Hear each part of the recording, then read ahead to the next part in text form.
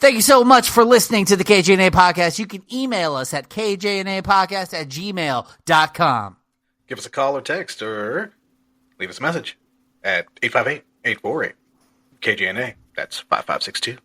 You can also find us on Facebook, Instagram, Twitter, Threads, TikTok, Blue Sky, and YouTube at KJNA Podcast.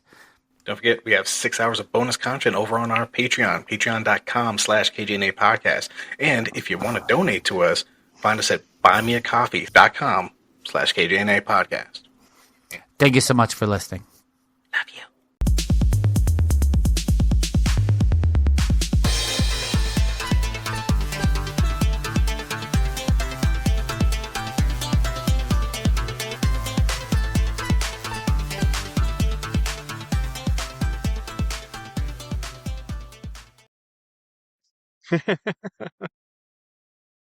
It just took forever.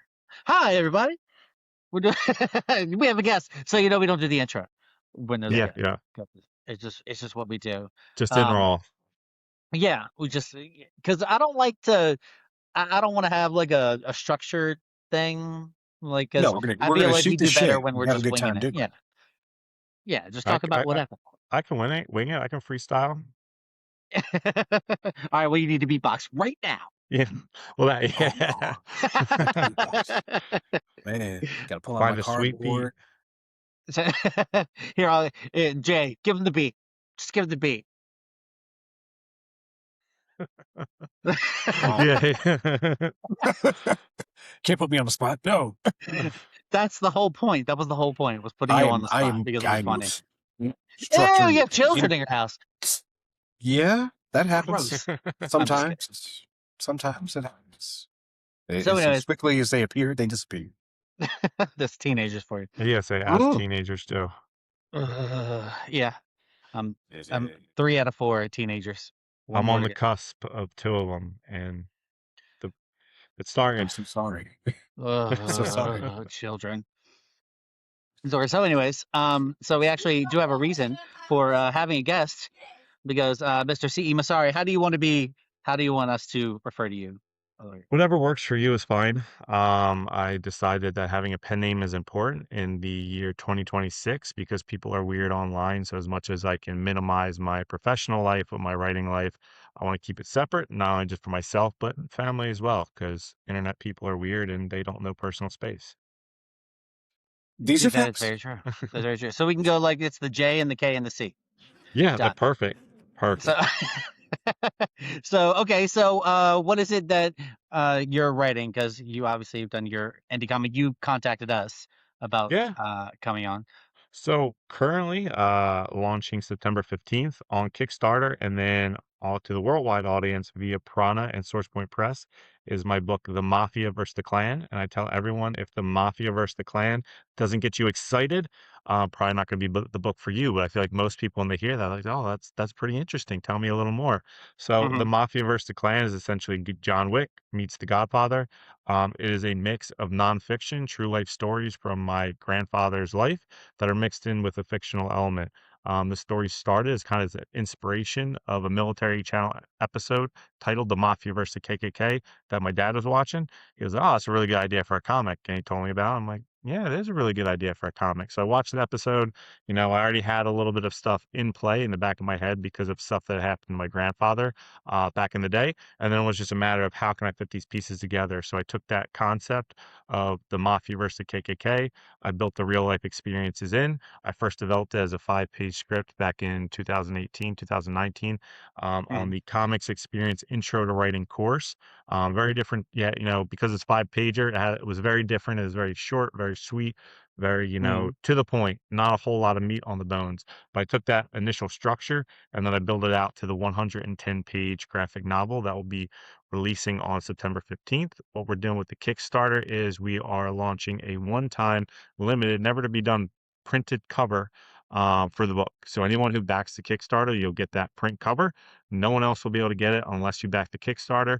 Once the Kickstarter is over, all the books. They are going worldwide with Prana and distribution, whether it's Barnes and Noble, local comic shop, Amazon, all those fun places via SourcePoint Press. So really, the Kickstarter is for me a way to recoup some costs, save some money because if you don't know how it works as an independent comic creator, writers have to float the bill because you got to pay the artist to make the thing, and then writers have to make the money on the back end. And generally, if you're trying to make money in comics, you are in the wrong industry.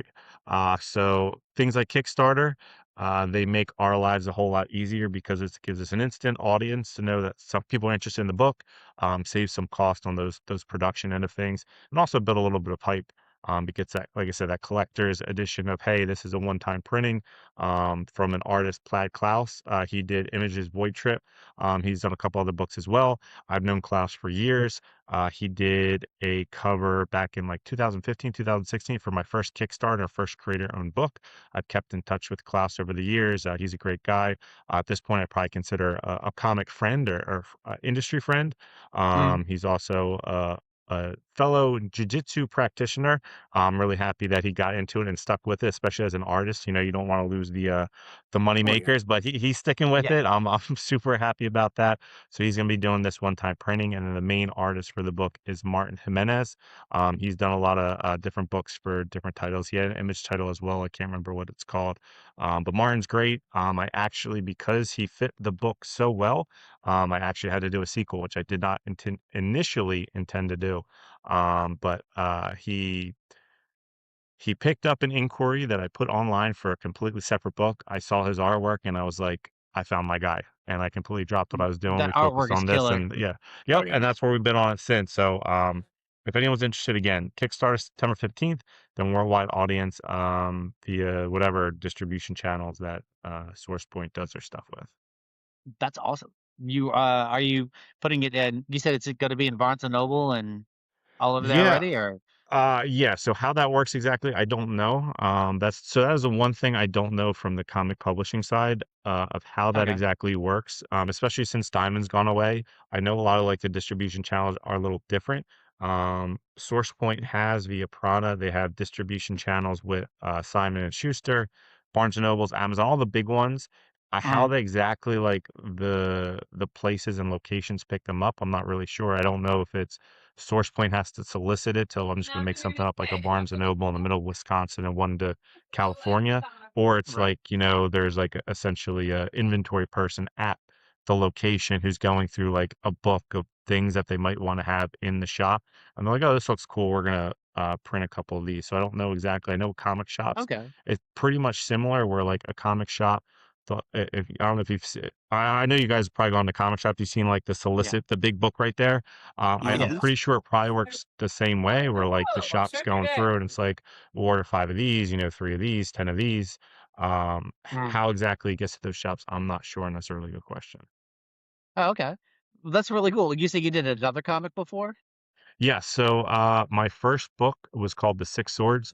The best way I can describe it is a very Tarantino inspired kind of like Mad Max meets Samurai 7. It actually started as a group project with two friends that I knew from high school and college.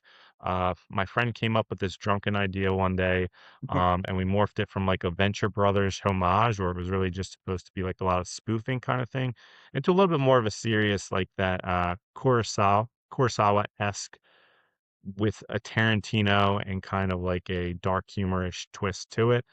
We did 3 issues. We did a first volume. I ended up paying for a fourth. Klaus was the artist for that, and Oh, okay. unfortunately, it was never released. Never got to that point, and it drained a lot of my cash. Again, writers got to float the bill. We paid for Yeah. three issues. We funded 2 Kickstarters successfully.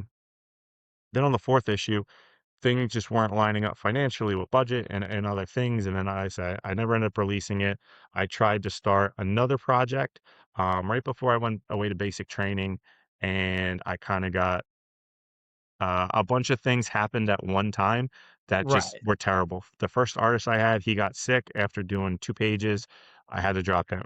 The second artist I got was great. and he did 10 pages. I went away. I came back. We were in touch for like 5 more pages, and then he completely dropped off the face of the earth. And I mean, like, for everyone under the sun who had him on projects or was working with him, he was just gone, vanished, done. So I ended up getting 15 pages penciled and inked. I got some letters done, and then it's like, well, I can't have a new artist start in the middle of a book because it's gonna look Yeah. weird. And like his style was a little hard to probably mimic. Even if someone could mimic it, it would still just look off. So it's like I paid for 15 pages, half of a book, and I can't do anything with it. And Yeah. so then I tried another route, which I went a literary agency route. Um, Geoff John's ex-wife was actually my agent. Well, I was with her for about 2 or 3 years. Things just never transpired in the way that anything happened. Some of the books that we were working on, they never got legs. I had an artist for a children's book. He does the Rick and Morty series right now, Fred Stressing. Amazing artist. We've got like, I think 8 test pages or 8 pitch pages done. We've got a beautiful pitch package. So I'm hoping that in the next year or two, with Source Point, that I can either get it out, or start pitching it to some other people. After the Mafia versus the KKK, I actually have my second book signed to Source Point already. For another book, I had 8 test pages done, sent to Source Point, after this was signed, and they're like, yep, good to go. So depending on the Mafia vs. the Klan 2, depending on how well this book does, I've already got a second title lined up. So it's going to be one or the other as the follow-up from this. And then outside of that, I did 2 shorts for a comic anthology called K-Fabe Volume 3. And then how I got started on all this was in comics journalism. So I spent a lot of time meeting people, interviewing people just like this, going to conventions and stuff like that. That's really how I got my feet wet and brought me to this point. So is this your full-time job, or is this just Oh, what you do for absolutely the? not. No, no, no, Yeah. no. I mean, I I was just was curious. Like, you just had a big bank sitting in the back. Like, I'm No, gonna no, write no. So comics until it that's pays that. money. Like I said, that's the one thing that if you're gonna get into comics, have some credit, because you're gonna need it. So for the first books, that was a lot of credit, and it took years to pay it off, which is why I went from, we'll say, like 2016, 17, 18-ish of 2 books, and again, that was a group project, so there was 2 other creators paying for it, so it helped with the bill. But it really took me until, I'd say, 2022, 2023 before I could even start paying artists again for pages. I really thought Mhm. the literary agent thing was going to kick off. I've got kids, I've got a family, I've got a full-time job, I've got a business.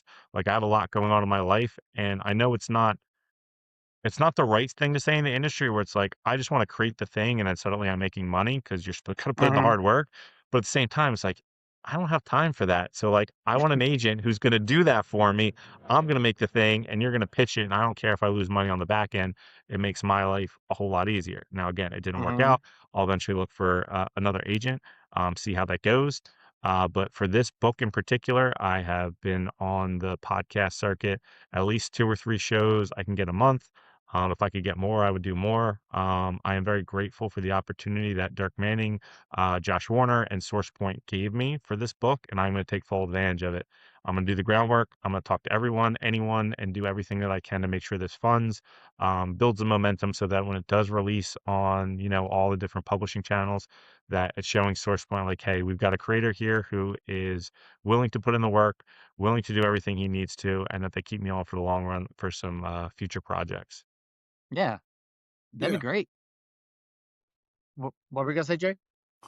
Oh no, I mean, first off, seeing the first 25 pages with dialogue, the artwork, uh, damn, just hot damn. The way you describe it as a John Wick-ish kind of thing with historical drama, I'm like, yeah, that fits completely. This, to me, it speaks volumes just by the artwork alone. But once you add that dialogue, telling where it is, the history, even adding in the actual Italian to give it more oomph. And then Yeah, yeah. some people could be like, yes, we can understand that now. So good. Yes. Fuck those guys. Yeah, yeah. The end was a really good Yes. like lead up. Like, oh shit, I can't wait to see the second one, Yeah. or the next installment. That was really good. So, and for anyone who wants to see that first 22 pages, you go to our Kickstarter page for the preview. We got a preview link for the first 22 pages of the book. That is how confident I am that you are going to read and see those first 22 pages and be hooked for the remaining, basically 80 to 100, whatever it is, of the actual story. Because that pivotal moment is actually based on real life history. That is based on the death of my great aunt Augustina Massari. So like I said, a lot of this book is based on real life action it was a journey in itself. Besides writing the script, it was a journey in itself. I always knew throughout like my life that my grandfather had a sister that she was killed. That's all we knew. That's all my dad knew. That's all that was said was he had a sister. He was at the kitchen table. She was shot, and the story was always that he was 10 years old. Great Depression. Mom, didn't have his dad died when he was 2, so he had to work, and he'd been working all day, and he was nodding out, and either he kind of fell asleep at the table and the bullet either missed his head or he was asleep in the bowl. We were never really sure because the details were never told. And the only thing that we knew is that it was some kind of jaded lover or stalker or somebody that was either interested in his mother or his sister. But again, the details were very vague. No one knew her name. We only knew, again, his sister was murdered. I found out that I was eligible for dual Italian citizenship at the time. So I started doing a lot of work to get all the documents I needed for the Italian consulate and the legal process and everything. And I happened to be on ancestry.com, and because it scrubs a lot of like the old government documents that don't always pop up on Google, there was a the death certificate for Augustina. I found it. I was like, holy crap, that's her. I sent it to my dad and my aunt. They had no idea that they were like, that's her. That's her name. I didn't even know her name was Augustina. So that started like this really long rabbit hole process where I found out that this very small event that was vague and no one knew about was actually a giant event in the state of Pennsylvania as well as in Philadelphia. It was covered by tons of state newspapers, Pittsburgh, Philadelphia, Harrisburg, all the major newspapers at the time were covering it. She had I it just kind of went everywhere. There's even like a lynch mob of the local Italian American community trying to kill the killer. They're trying to break into the cop car. They're throwing rocks at the cop car. They're trying to rip him out. And there was just all these little like story details that finally made sense. Even my great uncle Joe, who was my grandfather's older brother, his family didn't even know. I reached out to, I guess it'd be my second cousins. I was like, hey, did my uncle Joe ever talk about anything like this? And it was essentially the same story. Sister died, and that was it. And the more details I found out, it was just wild. And there was a lot of pieces of family history that finally uh, made sense. But the real story is that, again, my great grandfather Eduardo had passed away when my grandfather was 2. My great grandmother Felicia, she spoke next to no English until the time that she died. So you got to think Italian immigrant, can't speak English. She has 3 kids that she has to put food on the table for. They apparently had this extra room that she was renting out, and it was rented out to the eventual killer. Now, I believe when he came into the house, Augustino was between like 6 to 8. The guy was in his 40s, so big difference.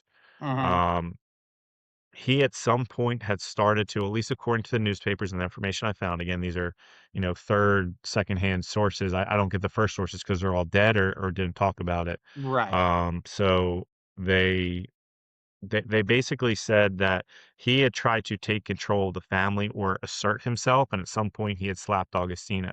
And my great grandmother Felicia was like, "All right, you're out, get out, pack your Yeah. stuff, you're gone." He came to, I guess, because again, you got to think like Italian American enclave or ethnic enclave. They're all going to the same church. We approached Augustina at church. She ignored him. She snubbed him. He then threatened her. He said something to the effect, there will be crepes at your door. Now, at the time, I don't remember exactly what that phrasing means. There's a podcast called the Italian American History Podcast, so I got in touch with. They did a big episode on it. It's on there. Again, there's a phrasing to it. There's a meaning to it. I don't remember. Point being, he threatened them. He went away. At some point, he went back to the house. He told my great grandmother Felicia, like, hey, I left some paperwork. Can you go grab it from whatever room I was in? So my great grandmother leaves. He shoots Augustina 3 times in the back. My grandfather is sitting at the table asleep. Again, he's 10 years old. He's working, selling newspapers all day. He's trying to help feed the family, keep the lights on, that kind of thing. He wakes up. He grabs a kitchen knife, a butcher knife, and then he runs out after the man with a gun who just shot his sister, trying to kill him. He tried to chase him down. He couldn't catch him. And then that's where the guy ended up hiding, and the kind of the community, as they started finding out, were going out into the area trying to find him and kill him, lynch him, hang him, whatever. But they were trying to get retribution of the time. There was a big procession. I don't think it's Broad Street. I can't remember. One of the big streets in Philly. They had Mhm. like a big procession around with the church. So it was a really big event. But ultimately, Augustina, that history and her death, I then took and added to the story of, my grandfather's experience with the KKK. Back in the 60s or 70s, he had a restaurant in Chesapeake, and he was picketed by the KKK. They did not like that he had some African American cooks and chefs and different workers in his restaurant, and he would go out to lunch with them. He would pick them up and drive them to and from work. He would just hang out with them and like do his own thing. So it was already, we don't like that this Italian owns a business in town.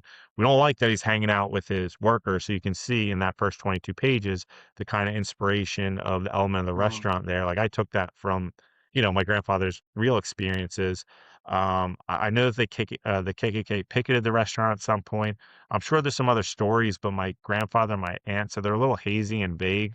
The only thing that Yeah. my dad can remember, because at the time he was like probably like 5 or 6, he was like, the only thing he can remember is he describes as like this big country, like just kind of stereotype or trope of a human being kind of walked in, high suspenders, and basically told my grandfather, like, hey, you better get out of town. And my grandfather, in so many words, told him to screw off.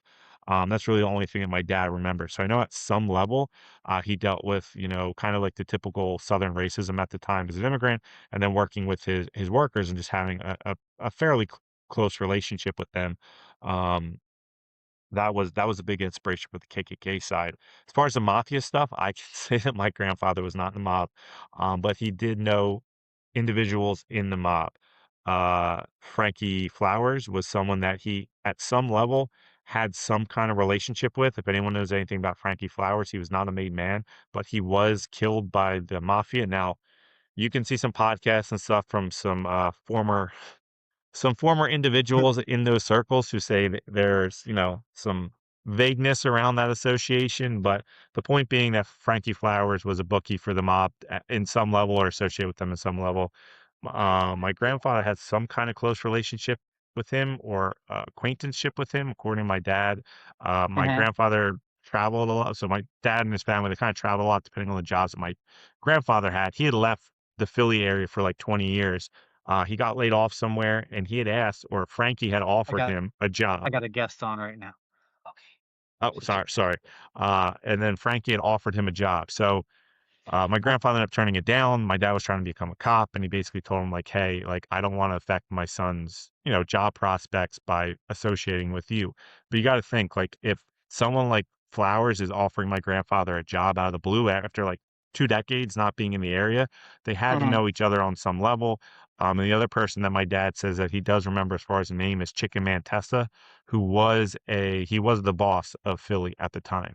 Now, that could be varying levels. That could have been, I just know him because I'm from the area. That could be like, hey, we went to school together. That could be because it's a small community and we're boys, and it's like, oh, I see you on the street and I say hi and that's it. So what level Mhm. he know or knew him, again, my grandfather's dead, so I don't know and I can't ask him.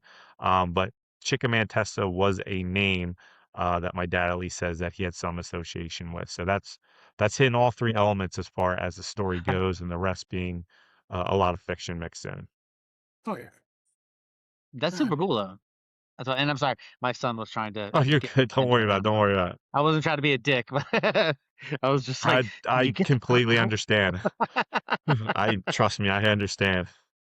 So anyways, yeah, that sounds really awesome. I really enjoyed I was gonna ask which side your grandfather was on, but I'm glad Yeah. which I was like, is he on the mafia or the KKK? So which No, side no, is your yeah. grandfather's? No. Okay, Well, Jay, that's we know Jay. yeah. So Well, so that's so that's the so the great kick. thing about the story, like the Mafia versus KKK. Like KKK, black and white, like instant villain, like there's no question. The Mafia, you're like, oh well, they're kind of cool, but they also did some good things. They also did some terrible things. I don't know how to feel about them. So at like a deeper level of storytelling, I also just thought it was like a cool idea for a story. Even adding in the nonfiction elements, like as story craft telling thing. You can take the gray, the kind of mix of the mafia, and then weave that in with like just a very easy to fit villain in the KKK. So, yeah. Yeah, that's Not awesome. on the other side. They were not a fan of my family. I can say that. They're probably not going to be a fan of the book either. Yeah, Well, boo. the triple K don't care for nobody that's outside of the No, light and perspective. I do not. I do I- not match the description of Wasp. Same. Uh, No. I, you got me. I don't even know. I don't care. I'm nowhere near any of that shit. No, thank you. No, thank you. Ugh. Anyways, but you say you're going to do 2 books Yeah, so as a plan? my editor Drina Joe, she's done a lot of books with Source Point, some other books, just getting comics in general. Working with Martin, like because his style, that noir style, that kind of gritty, almost like cinematic flavor to it, I was like, this is Mhm. perfect. And for the last like 3 months, I'm like, oh, I gotta do something else with Martin. Like there, he's a great artist. He's good to work with. How do I fit it in? I had the idea originally, like this was gonna be a one shot book, like beginning to Mhm. end, one shot. I don't need to tell any other story. Then the more that I just, Martin sending me stuff, I'm like, I should really do a sequel. And I kind of want to do a sequel too. I'm not gonna Mhm. spoil the ending, but the way the ending ends is kind of open and he's deeper into the life. And what I would like to do, especially because based off my grandfather, but also just from like a theological, philosophical storytelling element of how I'm weaving things in, there's like a lot of Christian religious elements that are mixed in. Obviously, you're gonna get a mix of like the early immigrant Catholicism, clashing with the American Protestantism. That's not really meant to be like a Catholic versus Protestant thing, but it's historically accurate. It's like a gangs in New York thing, which I think adds another layer. I would like to also add in like the big thing about Christianity is redemption. It's, forgiveness. It's a full circle. So in the story, I kind of want to follow that. Now, I already have the ending in mind. It's not going to be an ending where it's happy.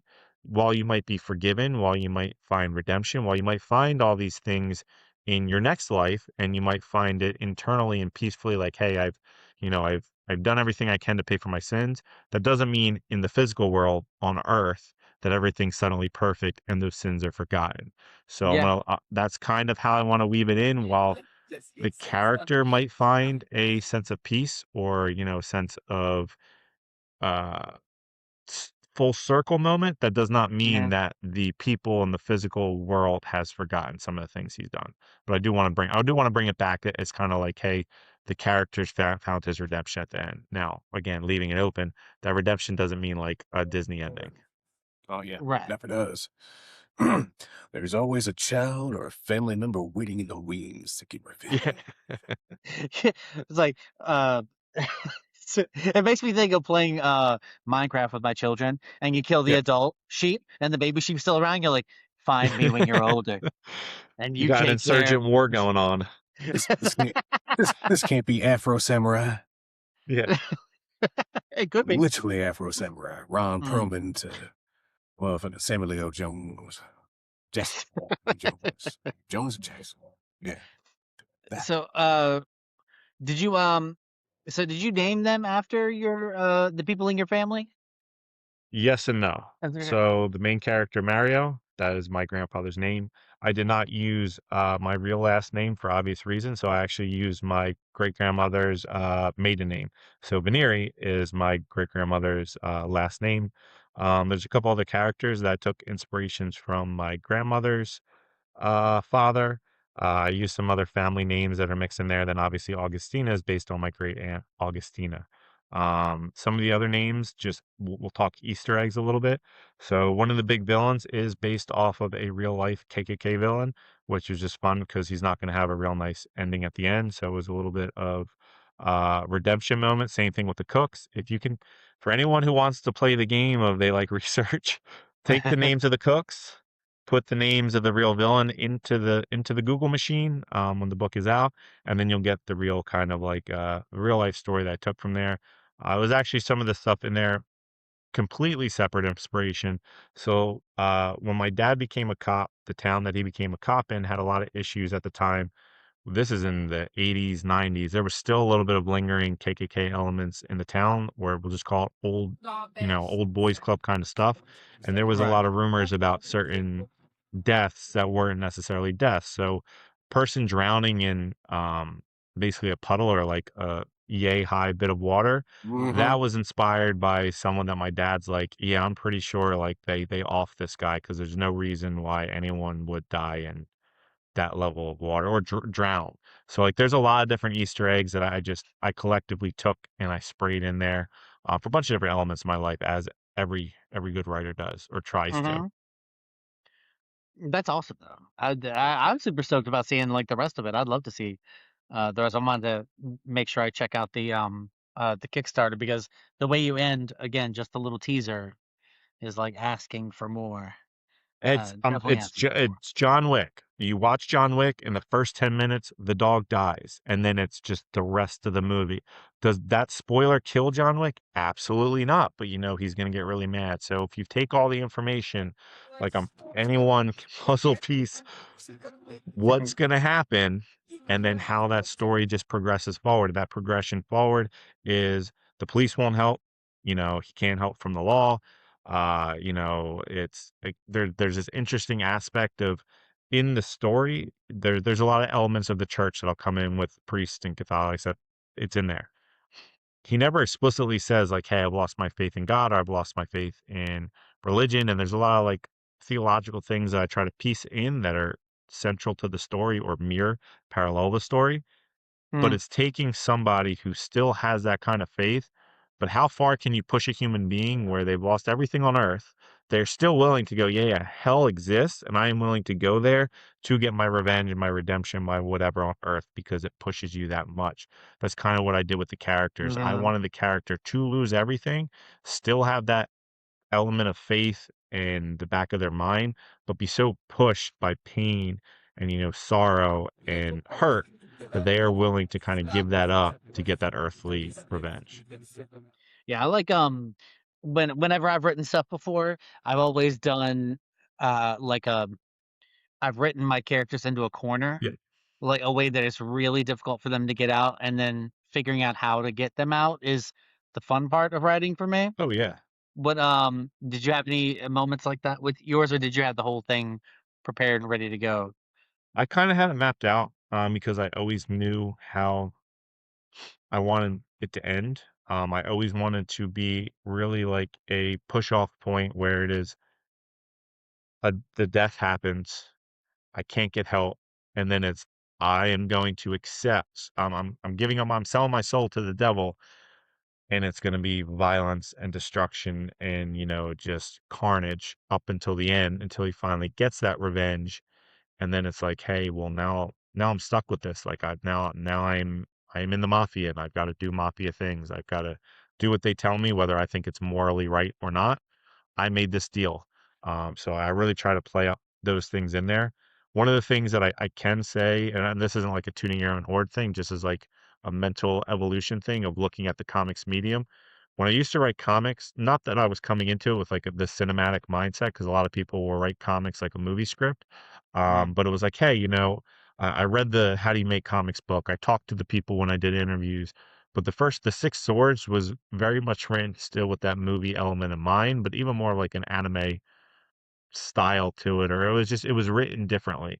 For this book, because I had so much time in between to write scripts, to work with Drina, to talk to people, to sit on things, just to let things settle.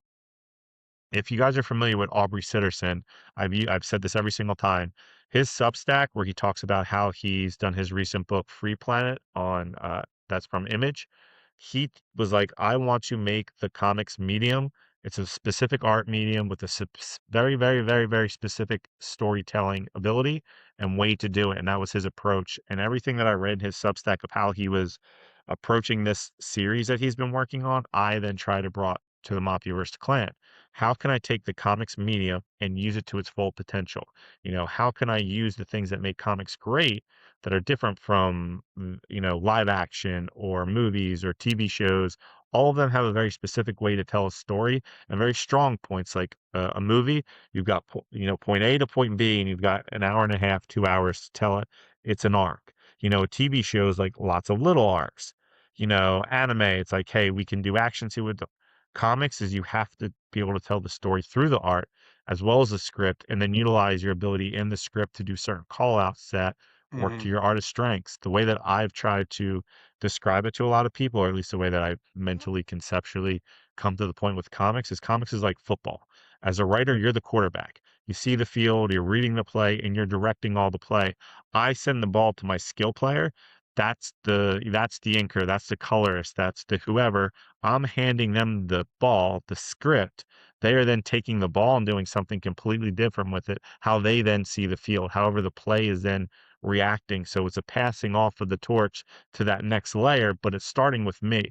How do I see the field? What do I see as the best way to, execute my player to get my touchdown, and then give it to my skill player to then accomplish that task? In this, I really tried to take elements where Mario is crossing certain points, and I in the script, I have Martin calling out certain ways of shadowing. It's like he's then entering a dark threshold. He's going from light to dark, or like there's certain elements of religious, very, very specific religious iconography that is placed in there because, again, it's paralleling his journey and trying to take those deeper themes. But besides all like we'll call it the graduate level, nonsense of, hey, this is high and mighty, forget all that. It's taking a story and there's a lot of violence and there's some very nasty ways that people die. I'm just gonna let someone know, and this is a little bit of a spoiler. The cover, that might be very similar to how certain characters might die in the story, The Mafia has a thing for crosses and fire. That would be a terrible way to die. I'm not going to say how. I'm not going to say if it shows up, but it might. Mm, yeah.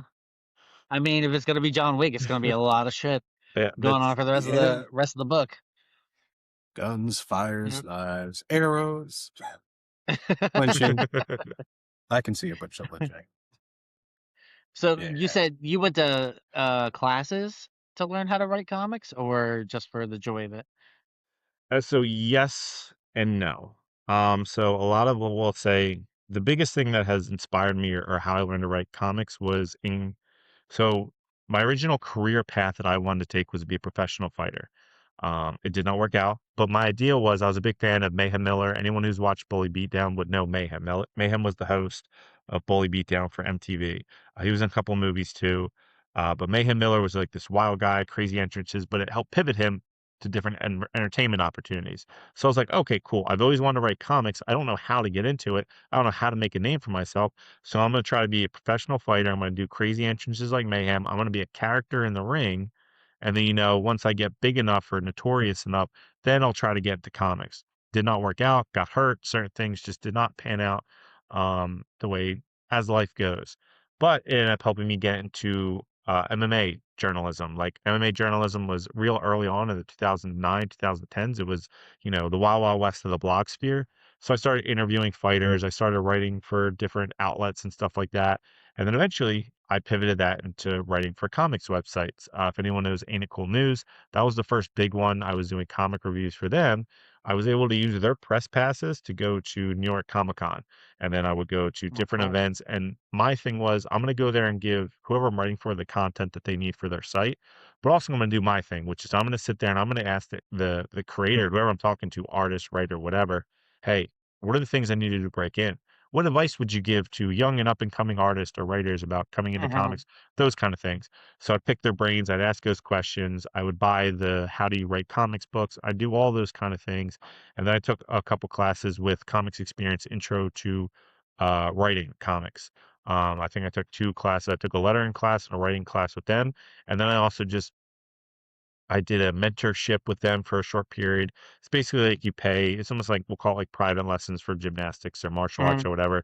They had that opportunity of Comics Experience. So Andy Schmidt, the founder of Comics Experience, he was the editor at Marvel. He's now the head at, I think Andy's at Boom now. I was talking to him a couple weeks ago about this, but he's like the head at Boom.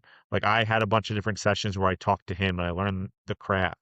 You know, Andy was Mark Wade's editor. Like to pick his brain about how to do things right. Like those are the kind of things that I tried to do to position myself to where I'm at now, to learn as much as I can. And then after that, it's just reading a lot, listening to a lot of podcasts, videos, those kind of things, and then just falling on my face a lot trying to write scripts, and then having Drina as an editor to direct me as well, because she has a lot of experience in the industry. That's awesome. But how long did you have the script ready before you actually had artists doing it? I had it done. I got to think about. I had it what I thought was done at a couple different points. I'm pretty sure I finished it. At least I thought I finished it 2022, 2023.